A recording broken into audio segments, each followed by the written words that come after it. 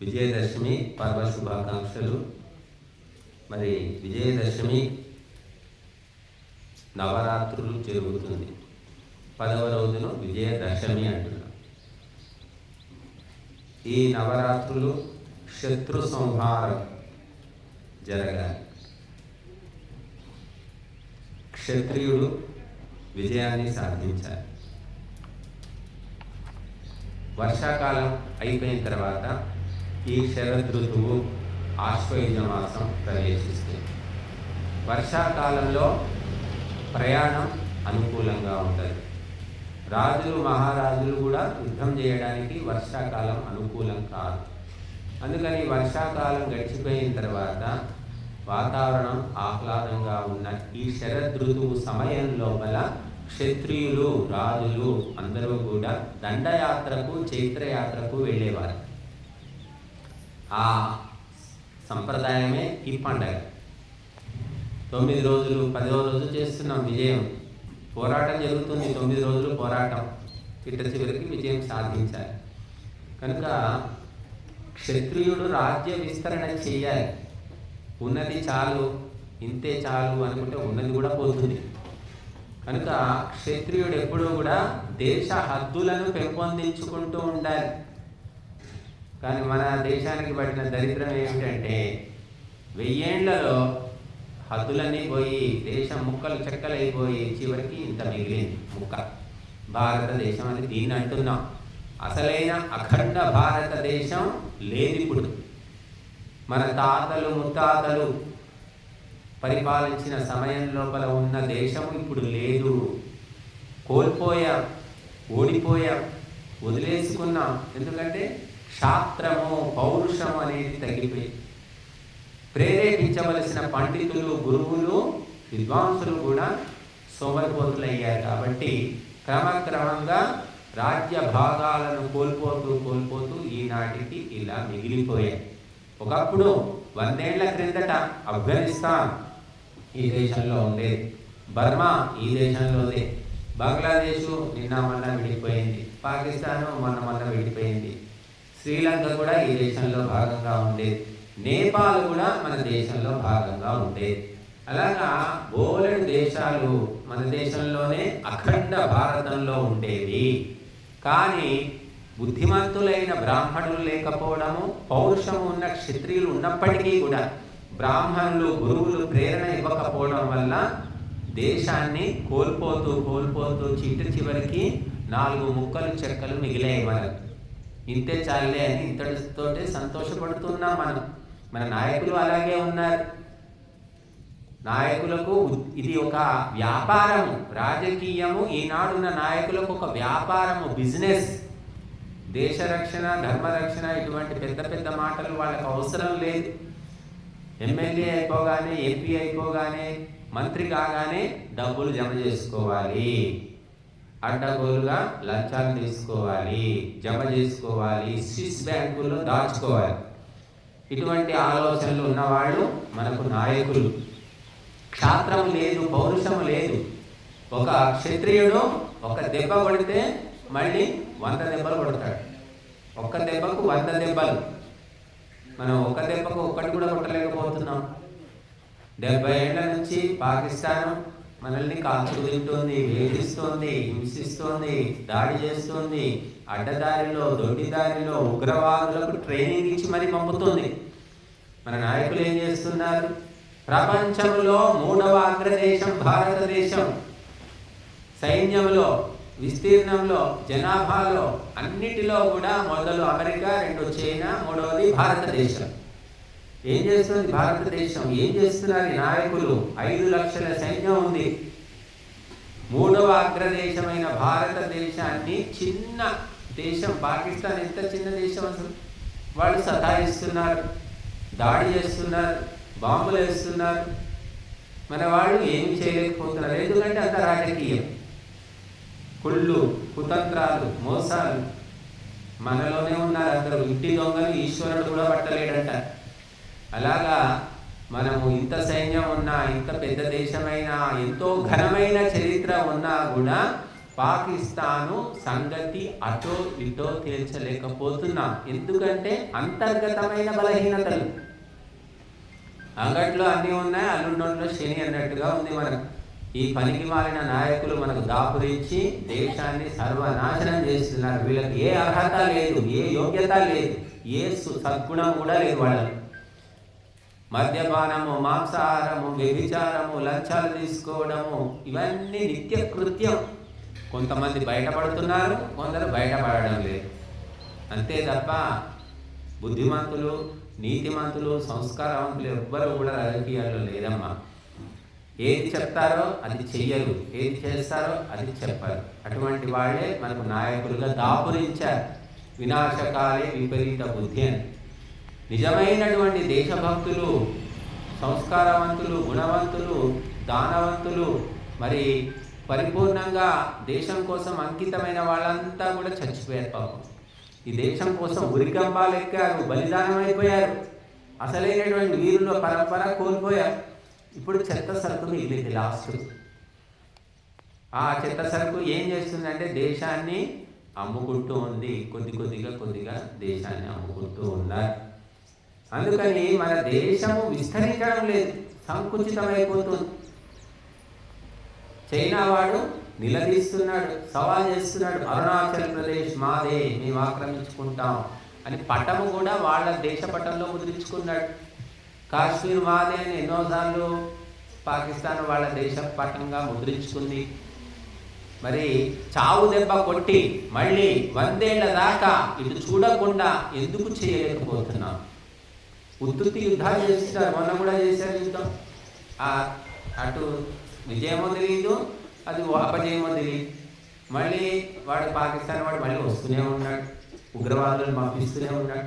తాడో పేడో తేల్చేటటువంటి నిర్ధారితమైన యుద్ధము జరగడం లేదు. ఊరికి అలా దెబ్బ వేసి పాము నెత్తి మీద ఒకటి కొట్టి వదిలేస్తే ఏం చేస్తుంది చెప్పండి? పాము అసలు మళ్ళీ రాకుండా చంపి పారేయాలి, వంశనాశనం అన్నారు. 7 తరాలు మళ్ళీ లేవకుండా దెబ్బ కొట్టే శక్తి ఉన్నప్పటికీ కూడా పనికి మాలిన రాజకీయాల వల్ల మన సైనికులు ఏమీ చేయలేకపోతున్నారు. ఎప్పటికీ పక్కలో బల్లెంలాగా పాకిస్తాన్ ఉంది.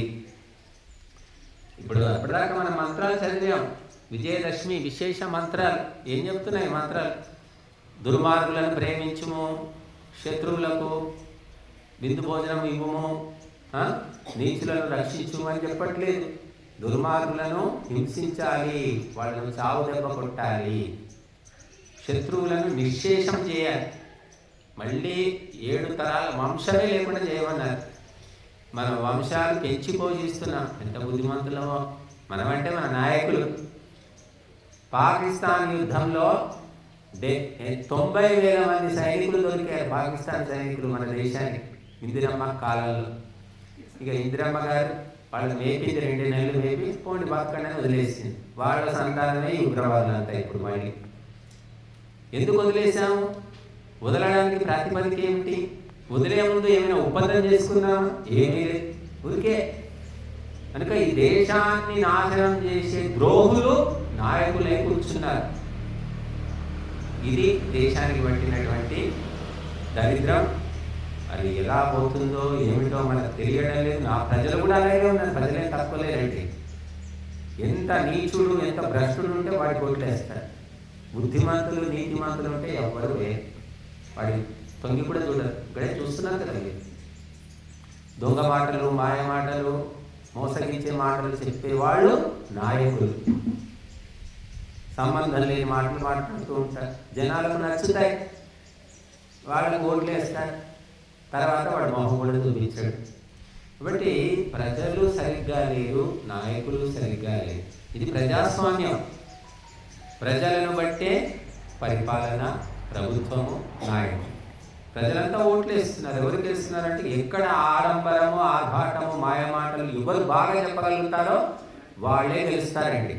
డబ్బులు ఒకటి బాగా ఖర్చు పెట్టాలి, మద్యం తాగించాలి, మాంసం ముక్కలు ఇవ్వాలి, బిర్యానీలు తినిపిస్తే ఒక 3-4 రోజులు మైమర్చిపోతారు. ఇక వాళ్ళు ఇక డైరెక్ట్ పోయి వేసేస్తారు. అందరికీ తెలిసిన బహిరంగ రహస్యమే ఇది. మేము కొత్తగా కనుక్కొని చెప్పట్లేదు, అందరికీ తెలుసు. అందరూ ఆపలేరు కూడా. కౌరవులు పాండవులు యుద్ధం తప్పదు తెలుసు, యుద్ధం ఆపారా? ఆపగలిగారా?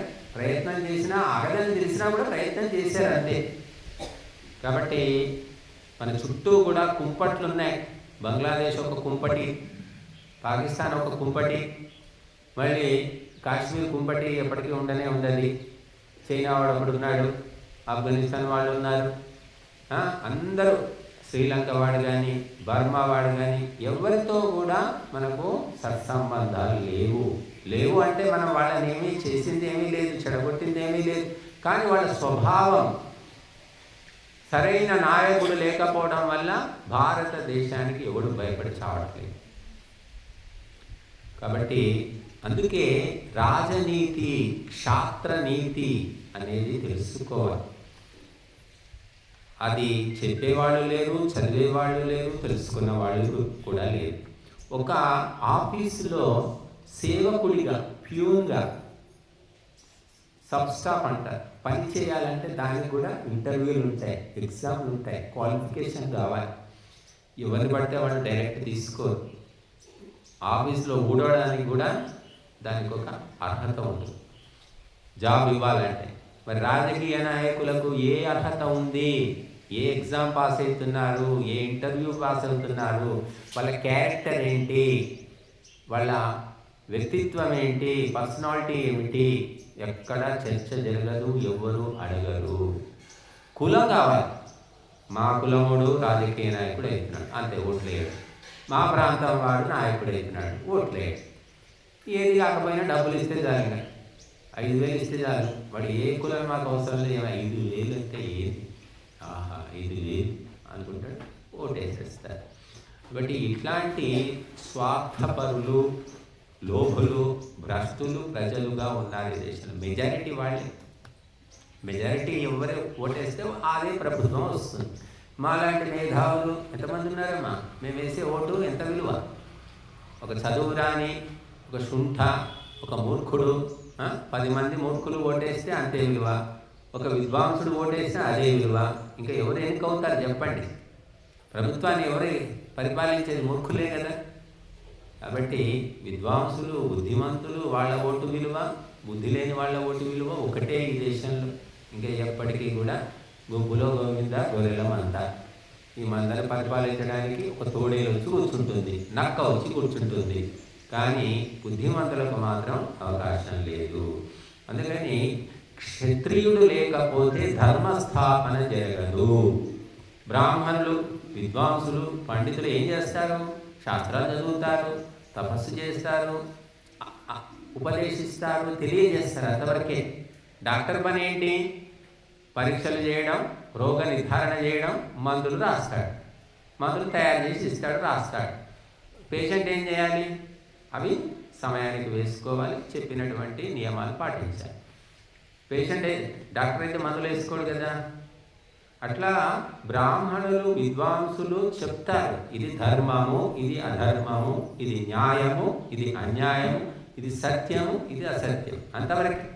మరి వినవలసినటువంటి, ఆచరించవలసినటువంటి క్షత్రియులు, నాయకులు, లీడర్లు ఆచరిస్తున్నారు. బహిరంగం భారతదేశంలో మద్యపానము తోటే ప్రభుత్వాలు నడుస్తున్నాయి. లిక్కర్ అబ్కారీ డిపార్ట్మెంట్, అక్బరు, ఔరంగజేబు, ముస్లిం మొఘల్ రాజులు, రాణా ప్రతాప్, శివాజీ, హిందూ రాజులు ఎంతమందో పరిపాలించారు ఈ దేశాన్ని. కానీ ఏ ఒక్కరు కూడా మద్యము అమ్మి ఆ వచ్చిన డబ్బులతోటి ప్రభుత్వాలను నడిపించలేదు. ప్రజలను నాశనం చేయడమే పనిగా పెట్టుకోలేదు. చరిత్రలో ఎక్కడ లేదు. ముస్లింలు కూడా పనిచేయలేదు. కానీ హిందువులు మెజారిటీగా ఉన్న దేశంలో ప్రభుత్వమే దగ్గరుండి ప్రసాదు తీసుకుంటావా? ప్రసాదం బాబు, ప్రభుత్వ సారాయి దుకాణం ప్రసాదు. ఆ ప్రసాదు అనే ప్రసాదం వచ్చి పెడుతుంది ప్రభుత్వమే. తల్లే పిల్లలకు విషం పెట్టి పెంచుతుంది అనుకోండి, ఎవడొచ్చి ఆపుతాడు? కనుక ప్రజాస్వామ్యము ముసుగులో ఈ ఘోరం జరుగుతూ ఉంది. అందరూ సహకరిస్తున్నారు. ఐఏఎస్ ఆఫీసర్లు, ఐపీఎస్ ఆఫీసర్లు, మంత్రులు, కార్యదర్శులు ప్రతి ఒక్కరు ఎవరు వ్యతిరేకిస్తున్నారు? మద్యపానంతో ప్రభుత్వం నడవడం ఏంటండి? అసలు ప్రభుత్వం దగ్గర నుండి మద్యం దుకాణాలు నడపడం ఏమిటి అనే ఆలోచన కూడా ఎవరికి రావట్లేదు. ఇంకా చాలామంది ఏం చేస్తున్నారంటే మహిళలే వచ్చేసారు. ఇప్పుడు ప్రభుత్వం వేలం పాట పెడుతుంది మద్యం దుకాణాలు కొనుక్కోవడం. మహిళలు పోయి అందులో అప్లికేషన్ ఇచ్చి వేలం పాడుకుంటున్నారు, వాళ్ళే పోయి నడిపిస్తున్నారు. చూడండి ఈ దేశంలో ఏం జరుగుతుంది, ఎన్ని విచిత్రాలు జరుగుతున్నాయి. కాబట్టి ఎందుకు ఇదంతా జరుగుతుంది? నిజమైనటువంటి పౌరుషం ఉన్న క్షత్రియుడు లేడు. అంత చవట దద్దమ్మలు, డబ్బు కోసం, అధికారం కోసం, క్షణికమైనటువంటి భోగాల కోసం దేశాన్ని, ధర్మాన్ని అమ్మడానికి, కుదువ పెట్టడానికి సిద్ధంగా ఉన్నటువంటి వ్యక్తులు ఉన్నారు మనకు. అది తప్పు అని చెప్పేటటువంటి విద్వాంసులు డైరెక్ట్గా చెప్పాలంటే ఎంతో బలం కావాలి. ప్రజలు అండదండ ఉంటే అందరినీ నిలదీయవచ్చు. ప్రజలు రారు. మంచి మాటలు చెప్పితే, ధర్మాన్ని బోధిస్తే చచ్చినారు. ఇక్కడ పండుగలు సర్వనాశనం అయిపోయాయి, నాయకులు ఎట్లా నాశనం అయ్యారు. మన ఒక్క పండుగ కూడా శాస్త్రాలు చెప్పిన పద్ధతి ప్రకారం ఎవడు చేసుకోవట్లేదు. ప్రతి పండుగ తాగడం, తినడం, తంత్రాలు ఆడడం, ఇంతే తప్ప ఏమీ లేదు. పండగ పరమార్థం ఏమిటి? ఎందుకు ఈ పండగ చేసుకుంటున్నాము? పండగ వల్ల మన జీవితానికి ఏమిటి సంబంధం? ఎటువంటి ప్రేరణ పొందాలి? ఎవరికి తెలియదు. అందరికీ పండగ కానీ ఏవో తినే పదార్థాలు గుర్తుకొస్తాయి. సంక్రాంతి అంటేనేమో నువ్వుల గడ్డలు గుర్తుకొస్తాయి. ఉగాది అంటే ఉగాది పచ్చడి గుర్తుకొస్తుంది. దసరా అంటే ఇంకా ఏం గుర్తుకొస్తుందో మీ అందరికీ తెలుసు. దీపావళి అంటే స్వీట్లు. ఇలాగా ఓ పండగకు తినే పదార్థాలకు సంబంధం. కానీ పండగ యొక్క ప్రేరణ ఏంటి? ఎందుకోసం ఈ పండగ వచ్చింది? ఈరోజు మరి దసరా పండగ, విజయదశమి, రాక్షసుల మీద దేవత విజయం సాధించిందని పండగ చేసుకుంటాం, మంచిది. కానీ నువ్వే రాక్షసుడు అయ్యావు, ఆ విషయం తెలుసా నీకు?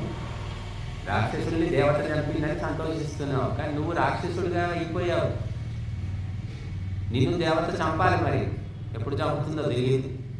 ఎందుకంటే మద్యము, మాంసము, వ్యభిచారము, లంచగొండితనము, దొంగతనాలు, దోపిడీలు, భోగ విలాసాలు తప్ప ఏమున్నాయి?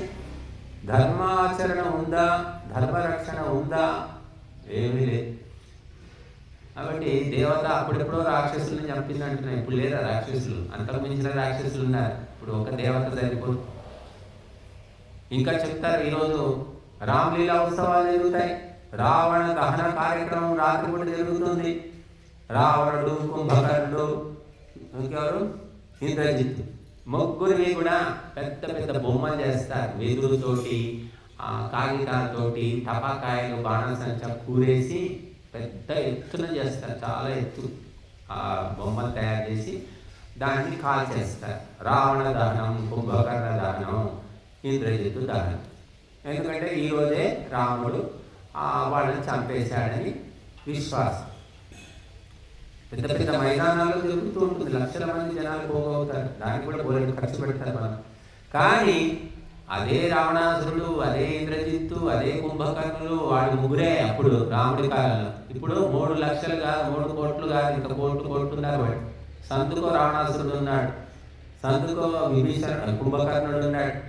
వాళ్ళ జోలికి ఎవరు బొమ్మలు తగలబెట్టేసి ఆహా ఓహో అని సంతోషిస్తున్నాం. నిజమైనటువంటి దుర్మార్గులను ఎదుర్కొనే బలము కానీ, శక్తి కానీ, ఐకమత్యము కానీ లేదు. ప్రజల్లో లేదు, ప్రభుత్వంలో కూడా లేదు. ఒక్క పనికి మాలిన స్మగ్లర్ వీరప్పను చెప్పడానికి 7 పట్టింది మన వాళ్ళకి. 7 ఎంతోమంది ఆఫీసర్లను చంపి పారేశాడు, ఫారెస్ట్ ఆఫీసర్లను. లాస్ట్కు ఎవడో ఎలాగో చంపారు. ఒక్క ప్రభుత్వము, ఒక దేశము, ఒక స్మగ్లర్ ముందు లొంగిపోయింది. అంటే ఆలోచించండి, ఇంత పెద్ద వ్యవస్థ ఉండి మనం ఏం చేయలేకపోతున్నామంటే లొసుగులు అన్నమాట. లోపల యాక్షన్ తీసుకోకుండా లొసుగులు, ఏజెంట్లు ఉంటారు. ప్రతి దొంగకు, ప్రతి స్మగ్లర్కు, ప్రతి కిడ్నాపర్కు అందరికీ ఏజెంట్లు ఉంటారు ప్రభుత్వంలో. యాక్షన్ తీసుకోకుండా వాళ్ళు అడ్డుపడుతూ ఉంటారు. బట్టి చదువు లేదు, సంధ్య లేదు, ఏమీ లేనటువంటి వీరప్పను ప్రభుత్వాలను గడగడలాడించాడంటే ఈ దేశంలో ఏం నడుస్తుంది అసలు? కాబట్టి క్షత్రియుడు, నిజమైన క్షత్రియుడు సింహస్వప్నం శత్రువులకు. శివాజీ ఎక్కడ ఉన్నా సరే ఆయన శత్రువులంతా గడగడలాడేవారు. ఏమి చేస్తాడో, ఎప్పుడు చేస్తాడో, ఎలా దాడి చేస్తాడో కూడా తెలియదు. అంత పగడ్బందీగా ఆయన వ్యవస్థ ఉండేది. అలాగా ఒక సామాన్య కుటుంబంలో పుట్టిన శివాజీ ఒక ఉత్తమురాలైన తల్లి వల్ల, ఒక ఉత్తమ గురువు వల్ల అంత స్థాయికి వెళ్ళాడు. మరి ఎక్కడ ఇప్పుడు అటువంటి తల్లులు ఎక్కడ, గురువులు ఎక్కడ? తిను తాగు తందనాలాడు, ఈట్ డ్రింక్ అండ్ ఎంజాయ్. ఎందుకు? ఈ డబ్బు ఎందుకు? ఈ వయసు ఎందుకు? ఈ బలం ఎందుకు? బాగా తినాలి, తాగాలి, పండుగ వస్తే ఇంకెక్కువ, ఇంకో 2 సీసాలు గ్లాసులు ఎక్కువ తాగాలి. ఇది పాలసీ ఇప్పుడు. ఇంకా ఎక్కడ క్షత్రియుడు? అధర్మాన్ని ఎదిరించే వాళ్ళు ఎక్కడ? ఇక మనం ఏమిటంటే శ్రీకృష్ణుడు పుడతాడు, రాముడు పుడతాడు, దేవుడు పుడతాడు, ఇవంతా ఉద్ధరిస్తాడని మనం కలలు కంటూ ఉన్నాం. మనం మాత్రం చేయం. చచ్చినా మనం చేయాల్సిన పని కూడా మనం చేయం. భగవంతుడు రావాలి, అవతారం దాల్చాలి, అప్పుడే అన్యాయము అధర్మం అడ్డుకట్టబడుతుందని నమ్ముతారు చాలామంది. నువ్వేం చేస్తావయ్యా అంటే, నేను యథాశక్తి అధర్మాన్ని అక్రమాన్ని ప్రోత్సహిస్తాను. ఆపడం నా డ్యూటీ కాదు, అది భగవంతుడు రావాలి. ఇటువంటి మనస్థితి హిందువులకు ఉంది. కనుక నిజమైన క్షత్రియుడు, చిట్ట చివరి క్షత్రియుడు, ఒకే ఒక్క క్షత్రియుడు ఎవరు అంటే సుభాష్ చంద్రబోస్. అంతే. ఇక ఆ తర్వాత అంతా కూడా డబ్బుకు గడ్డి తినే క్షత్రియులు ఉన్నారు. మిలిటరీలో బోలెడు వీరులు ఉన్నారు, పోలీసుల్లో వీరులు ఉన్నారు. కానీ అందరూ కూడా ఉద్యోగానికి, డబ్బుకు, జీతాలకు, నాయకులకు అలవాటు పడ్డారు. వాళ్ళు ధర్మం కోసం పనిచేయరండి. ప్రభుత్వం ఆదేశిస్తే నోరు మూసుకొని ఫైరింగ్ చేయాల్సింది. మంచిగా చెడ ఆలోచించడానికి అవకాశం లేదు. మేము జీతం ఇస్తున్నాం అంతే. ఏ ప్రభుత్వం, ఏ పార్టీ అధికారంలో ఉంటే వాళ్ళు చెప్పినట్టు మిలిటరీ వింటుంది, పోలీసు వింటుంది. ధర్మం ఎక్కడుంది? మరి సుభాష్ చంద్రబోస్ ఏ ప్రభుత్వానికి అనుకూలంగా, ఏ పార్టీకి అనుకూలంగా పనిచేశాడు? ఆయన ధర్మము తెలుసుకున్నాడు, ధర్మాన్ని నిలబెట్టడానికి ఆపుతైపోయాడు. స్వయంగా ప్లాన్లు వేశాడు ఆయన. మేధావి కాబట్టి, బుద్ధిమంతుడు కాబట్టి. మరి అటువంటి వాళ్ళు ఎక్కడున్నారు ఈనాడు? మహిళల పైన లాఠీ చార్జ్, పిల్లల్ని కొట్టడం, ఎక్కడ చూసినా పేపర్ తిరిగేస్తే కేజీలు గంజాయి పట్టుబడుతుంది. ప్రతిరోజు కేజీలు పని ఎట్లా వస్తుంది తెలియదా గవర్నమెంట్? అన్నీ తెలుస్తాయి. ఎందుకులే పోని నడవని. కాబట్టి క్షత్రియుడు లేకపోవడమే ఈ దేశానికి పట్టినటువంటి చాలా ఘోరమైనటువంటి పరిస్థితి. మరి క్షత్రియుడు తయారు కావాలి అంటే తల్లి, తండ్రి, గురువు ముగ్గురు సరిగ్గా ఉంటే ఒక నిజమైన క్షత్రియుడు పుడతాడు. చంద్రగుప్త మౌర్యుడు ఒక క్షత్రియుడు, దాసి కొడుకు. ఆ దాసి ఎవరు? ఆయన తల్లి ముర. ఆ గుప్తుని యొక్క భార్య ఆమె. ఆయనకి ఎంతోమంది భార్యలు, అందులో ఈ దాసి కూడా ఒక భార్య. అటువంటి దాసికి పుట్టినటువంటి కొడుకు సామ్రాజ్యానికి అధినేత అయ్యాడు. అంటే ఆయనలో అటువంటి లక్షణాలు ఉన్నాయి. మరి చాణక్యుడు ఆ చంద్రగుప్తుడిని ఎన్నుకొని, ఇతడు సరైన వ్యక్తి, ఇతడు రాజు కావలసిన వ్యక్తి, ఇతడు శౌర్యవంతుడు, ధైర్యవంతుడు అని అతడిని సింహాసనం మీద కూర్చోబెట్టాడు. ఈనాడు క్షత్రియులు ఎక్కడున్నారు? క్షత్రియులు అంటే తాగు, తిను, డ్యాన్సులు చేస్తుంటారు. చూడండి మీరు, యువకులంతా తాగడం, డ్యాన్సులు చేయడం, పార్టీలు చేసుకోవడం. దేశం లేదు, ధర్మం లేదు, కుటుంబం కూడా లేదు కనీసం. మా అమ్మ నాన్న ఏమో ఎన్ని కష్టాలు పడుతున్నారు అని ఏమీ లేదు. తాగడం, ఊగడం, తిరగడం. కాబట్టి చాలా ప్రపంచానికి మార్గదర్శనం చేయవలసిన భారతీయులు, భారతదేశము చాలా భయంకర పరిస్థితుల్లో ఉంది. మన రూపాయికి విలువ లేదు. యువకులంతా మందు, చిందు, విందు, పొందు ఈ పనిలో ఉన్నారు వాళ్ళు. కాబట్టి ఇంకా మనం ఈ దేశము పరాధీనము ప్రత్యేకంగా కావాల్సిన పని లేదండి.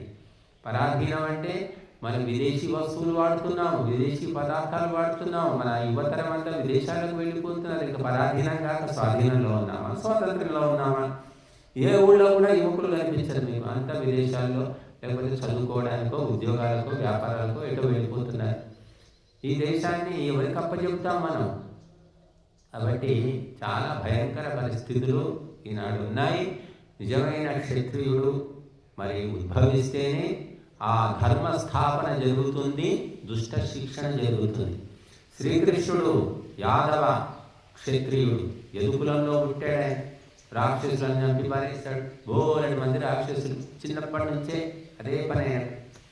జీవితం అంతా కూడా దుర్మార్గులను సంహరించడమే పనిగా పెట్టుకున్నాడు. శ్రీరాముడు అంతే.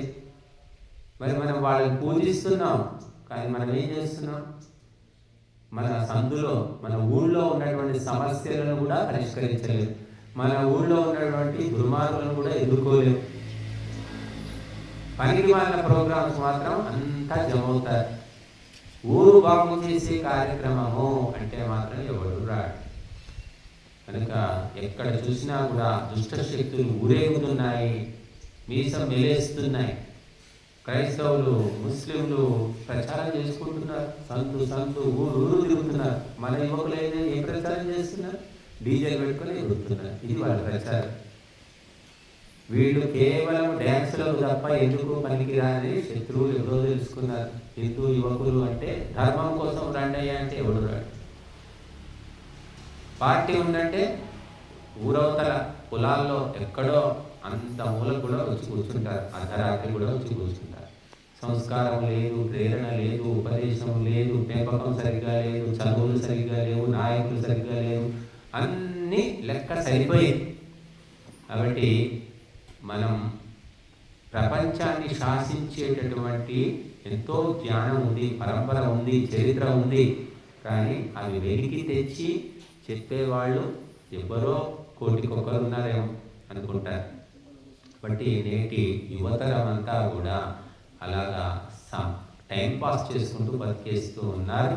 కాబట్టి మనము ఈ దసరా పండుగ విజయదశమి సందర్భంగా దుష్ట శిక్షణకు నడుము కట్టాలి. అంతర్గత శత్రువులు, బహిర్గత శత్రువులు, రెండు శత్రువులు ఉన్నారు మనకు. రెండింటిని కూడా నిర్మూలించే ప్రయత్నం చేయాలి. మరి దుర్గమ్మ రాక్షసులను చంపేసింది, రాక్షసులను క్షమించలేదు. మనం ఈ మధ్య ఒకటి నేర్చుకున్నారు మన నాయకులు, క్షమాభిక్ష. ఉగ్రవాదులకు క్షమాభిక్ష, దొంగలకు క్షమాభిక్ష, స్మగ్లర్లకు క్షమాభిక్ష, హంతకులకు క్షమాభిక్ష. ఉడి తీసే బదులు 20 ఏళ్ళు అది జీవిత కారాగారం, యావజ్జీవ కారాగార శిక్ష. మానభంగాలు చేసిన దుర్మార్గులకు కూడా యావజ్జీవ కారాగారం, అంటే జైల్లో పెట్టి మేపడం. 20 ఏళ్ళు 15 ఏళ్ళు. ఎవరి సొమ్ము? నాయకుల సొమ్మ. మీరు చూడండి, పేపర్ చదవండి. ఒక అమ్మాయి మైనర్ బాలిక మానభంగం చేశారు. ప్రభుత్వం ఏం చేస్తుంది? 5 లక్షలు 10 లక్షలు నష్టపరిహారం. ఎవరికి? ఆ అమ్మాయి కుటుంబానికి ఇస్తారు. ఎక్కడి నుంచి ఇస్తున్నారు? ప్రభుత్వం సొమ్మని. పోక్సో కేసులను పెడుతున్నారు, అన్నీ పెట్టి చిట్ట చివరికి నష్టపరిహారం ప్రభుత్వం ఇస్తుంది. కానీ వాళ్ళకి ఏమైనా శిక్షలు వేస్తున్నారా? చూడండి. ఏ ఒక్క హంతకులకు కానీ ఈ అత్యాచార పనులకు కానీ ఎవరికి శిక్ష లేదు. శిక్ష అంటే మినిమం ఏదో జైల్లో పెడతారు అంతే. ఉరి తీయడము, కాళ్ళు చేతులు నరికేయడము, నాలుగు కోసేయడము, ఇటువంటి శిక్షలు ఉండే ఒకప్పుడు భారతదేశంలో. ఇప్పుడు మీరు ఊహించగలుగుతారు అటువంటి శిక్షలు? శివాజీ కాలంలో ఉండేది. ఒక అమ్మాయిని ఎవరైనా కనీసం ముట్టుకున్నా కూడా చేతులు నరికి పారేసేవాడు శివాజీ కాలంలో. మరి ఇప్పుడేముంది? ప్రజాస్వామ్యం. 80% హిందువులే. హిందువుల అమ్మాయిలు దిక్కేది. వేల మంది మీద అత్యాచారాలు జరుగుతున్నాయి. ఏ శిక్ష లేదు, ఏ గవర్నమెంట్కు పట్టి లేదు, ఏ నాయకుడికి పట్టి లేదు, ఏ పార్టీ కూడా అవసరం లేదు. ప్రజలకు అసలే అవసరం లేదు. ప్రజలకి ఏంటి? 4 ముక్కలు తినిపించి మందు తాగిస్తే చాలు, సంతోషం. కాబట్టి ఇదంతా కూడా లెక్క సరిపోతుంది.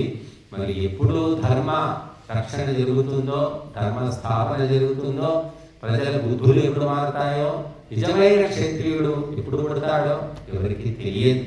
కాకపోతే ధార్మికులు, సంస్కారవంతులు, బుద్ధిమంతులు మాత్రము దైవ కార్యక్రమాలు, ధర్మ కార్యక్రమాలు చేసుకుంటూ అటువంటి రోజు తొందరగా రావాలని మనం భగవంతుని ప్రార్థించుకోవాల్సిందే తప్ప ఏమీ లేదు. ప్రపంచంలో 3వ అగ్రదేశము ఎటువంటి పరిస్థితుల్లో ఉంది అనేది ఆలోచిస్తే చాలా భయంకరం. అంతర్గత శత్రువులు ఎక్కువ ఉన్నారు. ఇంటి దొంగలు ఈశ్వరుడు కూడా పట్టలేడు, అలాగుంది మన దేశంలో. కాబట్టి మరి మనమందరం కూడా స్వాభిమానము, స్వావలంబనము, స్వాతంత్ర్యం. ఈ మూడింటిని మర్చిపోకుండా కాపాడుకోవడానికి ప్రయత్నం చేయాలి. ఈ దేశంలో యువతరం శవతరం లాగా మారిపోయారు. ప్రతి ఒక్కడు కూడా నేను ఒకటి మోచేతి కింద పని చేస్తాను, వాడు ఉద్యోగం ఇస్తేనే బతుకుతాను అని ఆలోచిస్తున్నారు తప్ప స్వతంత్రంగా నేనే 10 మందికి ఉద్యోగం ఇస్తాను, నేనే ఒక పెద్ద పరిశ్రమ స్థాపిస్తాను అనే వ్యక్తిత్వము, స్వతంత్ర భావనలు ఎవరికీ లేవు. అమ్మ నాన్న ఆస్తులు కావాలి, లేదా ప్రభుత్వం ఉచితంగా ఏమైనా ఇస్తే కావాలి తప్ప తను స్వయంగా ఒకరి సొమ్ము తినకుండా కష్టపడి పైకి వస్తాననే ఆలోచన ఏ యువకుడిలో కూడా మనకు కనిపించట్లేదు. డిపెండెన్స్. క్షత్రియుడు ఎప్పుడూ కూడా తను కష్టపడి సంపాదించిన డబ్బు మాత్రమే తింటాడు. ఆడబిడ్డల సొమ్ము తినడు, భార్య సొమ్ము తినడు, ప్రభుత్వం సొమ్ము తినడు, సాధువుల సొమ్ము తినడు. వాడు నిజమైన క్షత్రియుడు. ఎక్కడున్నాడు క్షత్రియుడు? నాయకులంతా ప్రజల సొమ్ము చేస్తున్నారు, లక్షలు కోట్లు మింగేయడం. ఆడవాళ్ళు ఉద్యోగం చేస్తే మగవాళ్ళు తిరిగి కూర్చుంటున్నారు. ఇదంతా కూడా వినాశనం అన్నమాట. స్త్రీకి పురుషుడు సంపాదించి పెట్టాలి తప్ప స్త్రీ సొమ్ము పురుషుడు తినకూడదు. కానీ కట్నాల కోసం, కానుకల కోసం పీడించి మహిళలను ఉసురు పోసుకొని వాళ్ళ డబ్బుతోటి ఊరేగుదాం అనుకుంటున్నారు. కాబట్టి మరి ఇటువంటి పరిస్థితులు మారాలి అంటే తప్పకుండా మారుతాయి. మనము మనవంతుగా చేయవలసినటువంటి ప్రయత్నం చేయాలి. దేశాన్ని, ధర్మాన్ని రక్షించుకోవాలి. భారతదేశాన్ని అందరూ రక్షించరు. అందరూ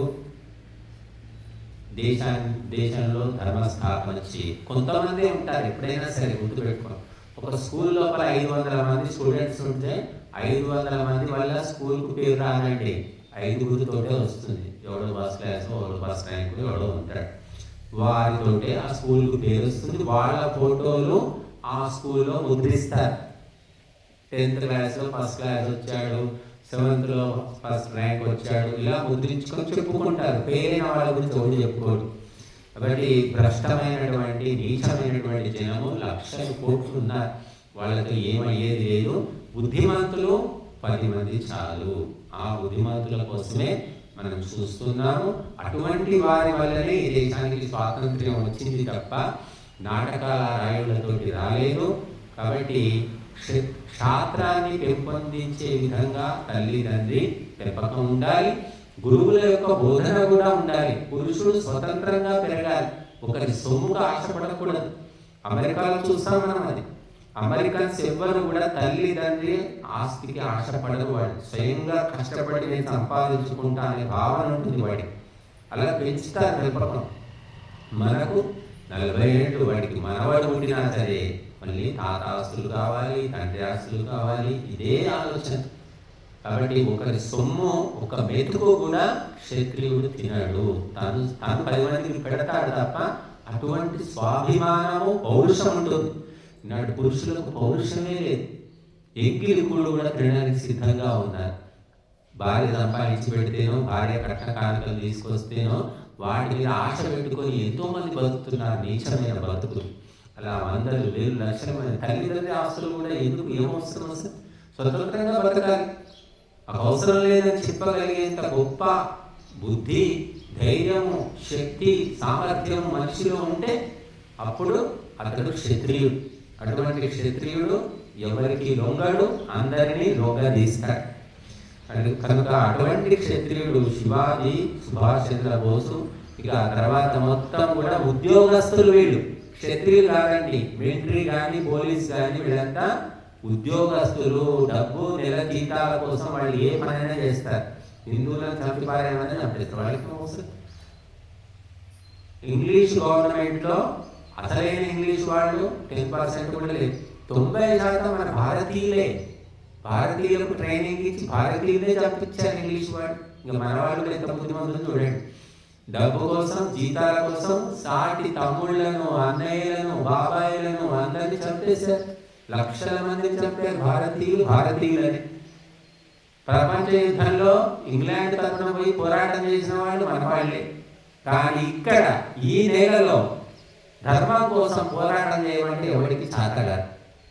ఎందుకంటే జీతాలు ఇవ్వట్లేదు కదా, జీతాలు ఇవ్వాలి, పెన్షన్లు ఇవ్వాలి, సుఖ భోగాలకు వస్తువులు అన్నీ ఇస్తే అప్పుడు కదులుతారన్నమాట. ఇంత దిగజారిపోయినటువంటి వ్యక్తులు మన దేశంలో ఉన్నారు. కాబట్టి క్షత్రియుడు ఎప్పుడు కూడా తల వంచడు, తల పోయినా సరే. భగత్ సింగ్, రాజ్గురు, సుఖదేవ్ వీళ్ళంతా కూడా ప్రభుత్వానికి క్షమాపణ పత్రం రాయించమని అడిగారు. మేము తప్పు చేశాము, క్షమించండి, ఇక ముందు చేయమని రాసిస్తే నువ్వు ఉరి శిక్ష మాఫీ. మేము చేయం, చచ్చినా కూడా మేము తల వంచాము, మేము తప్పు చేయలేదు, మా దేశ విముక్తి కోసం పోరాటం చేశాము, మేము ఎందుకు రాసిస్తామన్నారు. ఒక్క పాయింట్ మీదనే వాళ్ళు చనిపోయారు. అలా రాసిస్తుంటే బతుకుండేవాడు. కానీ వాళ్ళు కళలో కూడా అటువంటివి ఆలోచించలేదు. కానీ ఈనాడు ఉన్నటువంటి యువతరము ఎంత భ్రష్టు పట్టిపోయారంటే చెప్పతరంగా ఈ సెల్ ఫోన్ ఒకటి చేతులకు వచ్చింది, ఇంక సరిపోయింది. కాబట్టి వాడికి ఎప్పుడు చూసినా కూడా సెల్ ఫోనే. ఇక గర్ల్ ఫ్రెండ్ లేకపోయినా పర్లేదు, మనీ పర్స్ లేకపోయినా పర్లేదు, ఏటీఎం కార్డు లేకపోయినా పర్లేదు, తల్లిదండ్రులు లేకపోయినా పర్వాలేదు, ఏది లేకపోయినా పర్వాలేదు, కానీ సెల్ ఫోన్ కావాలి, నాకు ఐఫోన్ కొనివ్వలేదు అని ఆత్మహత్యలు చేసుకున్నటువంటి వాళ్ళు ఈ దేశంలో ఉన్నారండి. సెల్ఫీలు తీసుకునే మోజులో పడి ఎంతో మంది చచ్చిపోయారు ప్రమాదవశాత్తు. సెల్ఫీ ముఖ్యమా, ప్రాణం ముఖ్యమా, మనిషి ముఖ్యమా? ప్రపంచం మొత్తంలో సెల్ఫీల మోజులో చనిపోయిన వాళ్ళు భారతదేశంలోనే ఎక్కువ. అంటే ఎంత పిచ్చోళ్ళు ఉన్నారు ఈ దేశంలో. సినిమా పిచ్చోళ్ళు, రాజకీయం పిచ్చోళ్ళు, క్రికెట్ పిచ్చోళ్ళు, సెల్ ఫోన్ పిచ్చోళ్ళు. ఈ 4 రకమైన పిచ్చి జనం భారతదేశంలో కొల్లలుగా ఉన్నారు. ధర్మం పిచ్చి వాళ్ళు లేరు, దైవం పిచ్చి వాళ్ళు లేరు, దేశం పిచ్చి వాళ్ళు లేరు. కనీసం కుటుంబం, నా కుటుంబము రక్షించుకుందాం, మా అమ్మ నాన్నను చూసుకుందాం అనే పిచ్చి ఉన్నవాళ్ళు కూడా ఎక్కడ కనిపించట్లేదు. కాబట్టి ఈ పిచ్చులన్నిటికీ పరిష్కారం ఒకే ఒకటి, ధర్మాన్ని తెలుసుకోవాలి, ధర్మాన్ని ఆచరించాలి. తెలుసుకోవడం, చప్పట్లు కొట్టి సరిపోదు. నీ జీవితంలో నువ్వు ధర్మాచరణ చేయాలి. నీ జీవితాన్ని ఒక సమయ సారి, టైం టేబుల్ ప్రకారం నడుపుకోవాలి, డిసిప్లిన్తో నడుపుకోవాలి. దుర్లవాట్లు, దుర్గుణాలు, దుర్వ్యసనాలు, దురాలోచనలు వదిలేసుకోవాలి. అందుకోసం కృషి చేయాలి. ఇవి చేయకుండా ఉంటే మాత్రం ఏమీ లాభం లేదు. కనుక నిజమైన బ్రాహ్మణుడు, నిజమైన క్షత్రియుడు మరి ఎంతమంది ఈ దేశంలో పెరిగితే ఈ దేశానికి అంత గొప్ప విముక్తి లభిస్తుంది, అంత ప్రతిష్ట లభిస్తుంది, ప్రపంచానికి మనం మార్గదర్శనం చేయగలుగుతాం. కాబట్టి మీరందరూ కూడా విజయదశమి సందర్భంగా విజయం సాధిస్తాము మా జీవితంలో సమస్యలపైన, మా జీవితంలో ఉన్నటువంటి రోగాలపైన, మా జీవితంలో ఉన్నటువంటి రకరకాల ఇబ్బందులపైన మేము విజయం సాధిస్తాము అని సంకల్పం తీసుకోవాలి, దీక్ష తీసుకోవాలి. అందుకు గురువుల, పండితుల, శాస్త్రాల సహకారం తీసుకోవాలి. తప్పకుండా మనం విజయం సాధిస్తాం. ఇది ఇంతే, నేనేమీ చేయలేను, నా బ్రతికింతే, నాకు ఇలాగే రాసి పెట్టారు, నాకు జాతకం ఇంతే చెప్తుంది, ఇలాంటి చెత్త ఆలోచనలన్నీ పక్కన పెట్టండి. ధర్మాన్ని తెలుసుకొని ధర్మానుకూలంగా నడుచుకుంటే దేవతలు కూడా తిరిగి వస్తారు.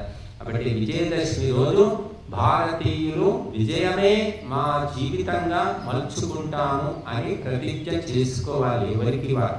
పరిస్థితులకు లొంగిపోయేది పశువు, పరిస్థితులను దాటి గెలిచేది మనిషి.